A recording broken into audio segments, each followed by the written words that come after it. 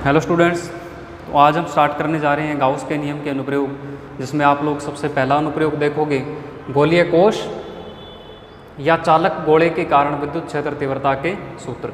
तो सबसे पहले अपने को ये समझना है कि गोलीय कोश क्या चीज़ होता है। कोश का मतलब होता है कि खोखला गोला। कौन सा गोला? बिल्कुल खोखला गोला।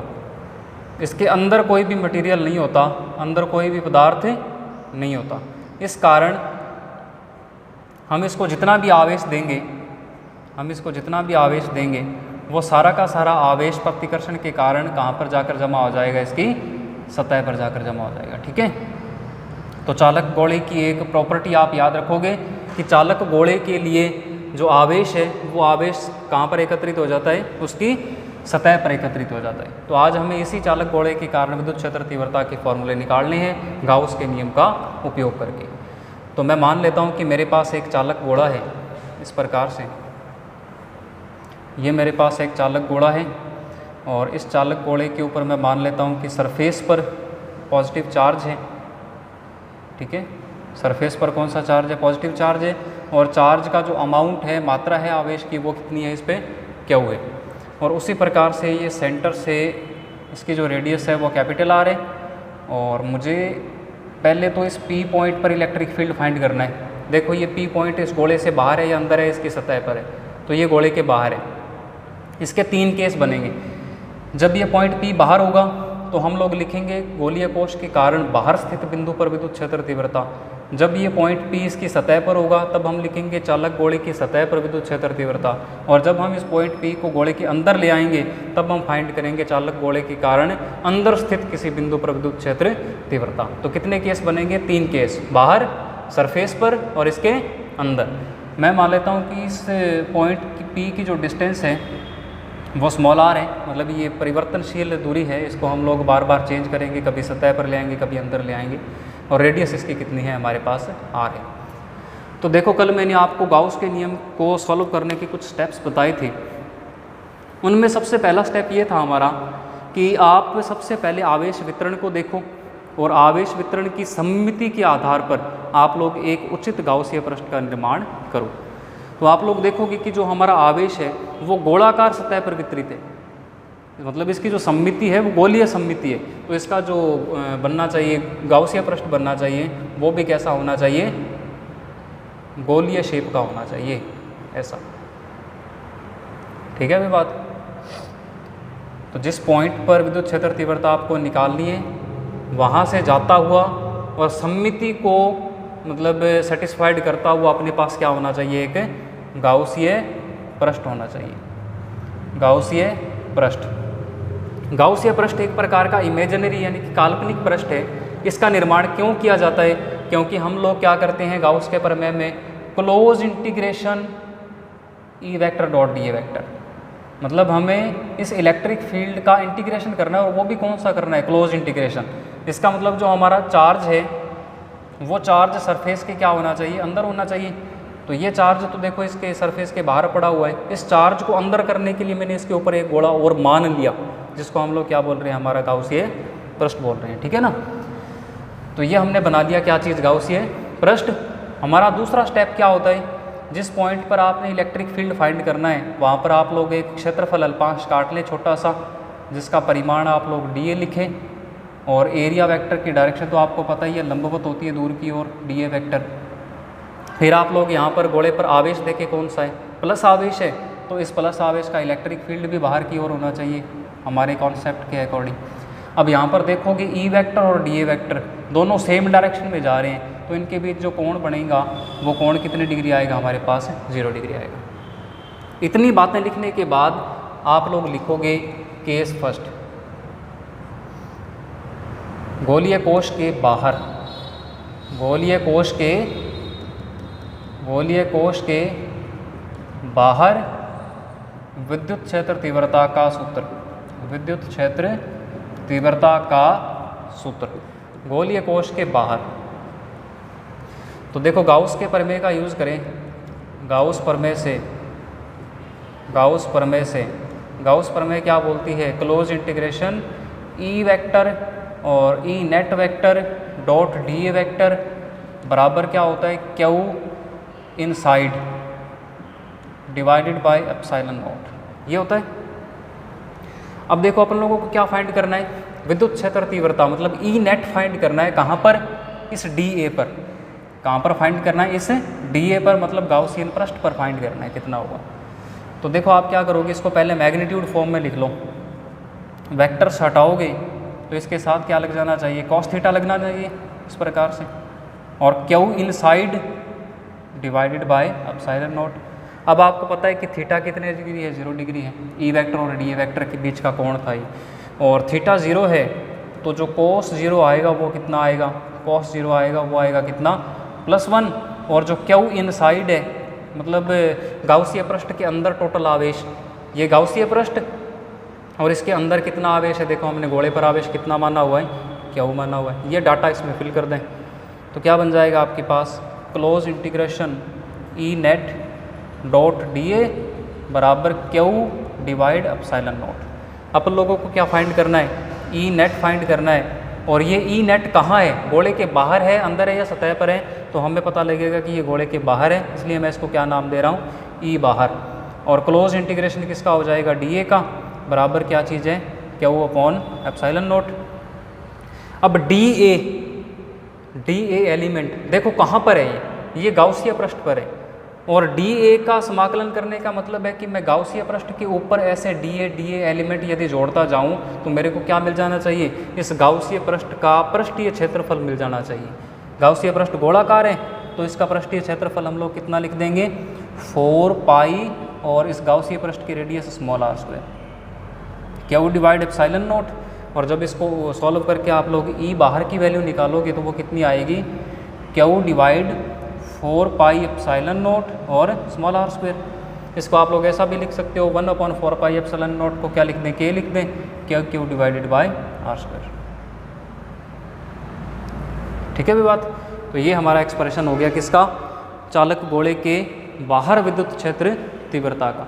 ठीक है, इसको जल्दी से आप लोग नोट कर लें।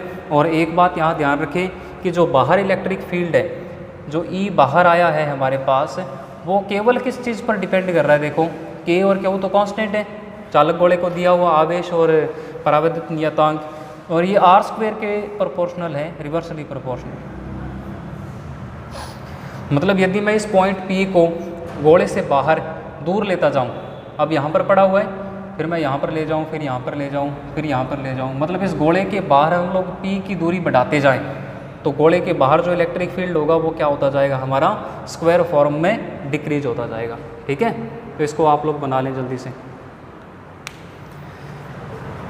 सेकंड नंबर केस देखो हमारा क्या था, गोलीय कोश की सतह पर, गोलीय कोश की सतह पर विद्युत क्षेत्र तीव्रता, सारा प्रोसेस सेम रहेगा,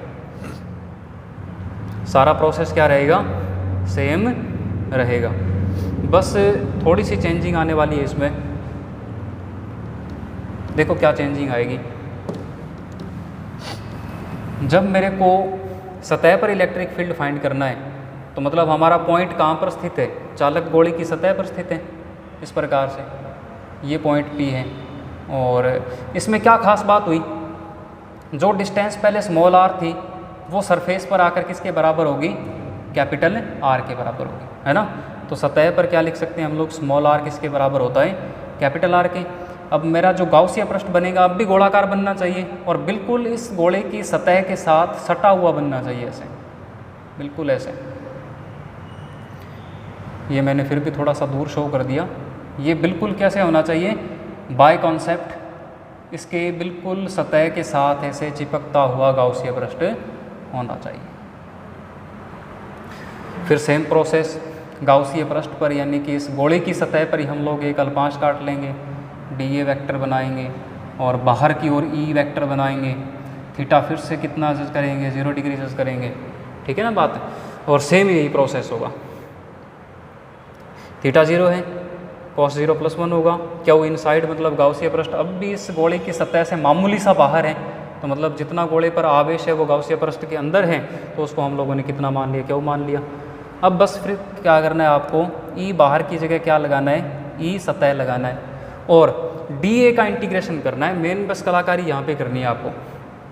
डी ए देखो एलिमेंट है जो क्षेत्रफल अल्पांश है, वो कहाँ पर एक्चुअल में? एक्चुअल में तो वह है गाउसीय पृष्ठ पर। कहाँ पर है वो? गाउसीय पृष्ठ पर। और गाउसीय पृष्ठ का क्या मिलना चाहिए अपने को? सरफेस एरिया मिलना चाहिए यदि मैं इस डी ए का क्या कर दूँ? बंद समाकलन कर दूँ। लेकिन अब हमारा जो गाउसीय पृष्ठ है उसकी जो त्रिज्या थी वो किसके बराबर आ गई? चालक गोले की त्रिज्या के बराबर आ गई। मतलब हमारा स्मॉल आर किससे रिप्लेस हो जाएगा? कैपिटल आर से रिप्लेस हो जाएगा। और इस बाहर को भी क्या बना दें आप लोग? सतह बना दें। और इस छोटे आर को क्या बना दें? बड़ा आर बना दें। इस छोटे आर को भी क्या बना दें? बड़ा आर बना दें। और एक संबंध लिखें कि जो ई सतह है, सतह पर इलेक्ट्रिक फील्ड, वो देखो ऊपर भी कांस्टेंट है और आर भी क्या चीज़ है? कांस्टेंट है। तो इसका मान जो आएगा ना वो आएगा हमारे पास अधिकतम। सतह पर चालक गोले के जो इलेक्ट्रिक फील्ड है वो क्या होता है? हमारा अधिकतम होता है, मैक्सिमम होता है। अब मैं इसको क्यों मैक्सिमम बोल रहा हूँ, उसका रीज़न ये है, आपको मैं पहले भी बता चुका हूँ कि चालक गोले के लिए जो इलेक्ट्रिक फील्ड लाइंस होती हैं वो बाहर की ओर होती हैं, ऐसे परपेंडिकुलर हर जगह पर। इसके अंदर कोई भी इलेक्ट्रिक फील्ड लाइन नहीं होती, तो मतलब अंदर इलेक्ट्रिक फील्ड कितना आएगा? हमारा 0 आएगा। हम उसको गाउस प्रमेय से भी देख लेंगे कैसे आएगा। लेकिन जो बाहर का इलेक्ट्रिक फील्ड है वो देखो, वो हमारा क्या था? बाहर का इलेक्ट्रिक फील्ड ई बाहर, वो दूरी के वर्ग के व्युत्क्रमानुपाती था। मतलब बाहर जो आगे बढ़े, बाहर आगे बढ़े तो भी इलेक्ट्रिक फील्ड कम हो रहा है। इस सरफेस से अंदर आ जाएं तब इलेक्ट्रिक फील्ड कितना है? 0 है। तो इसका मतलब अधिकतम कहाँ बचा? अधिकतम बचा इसकी सतह पर। ठीक है ना? तो इसको आप लोग बना लें।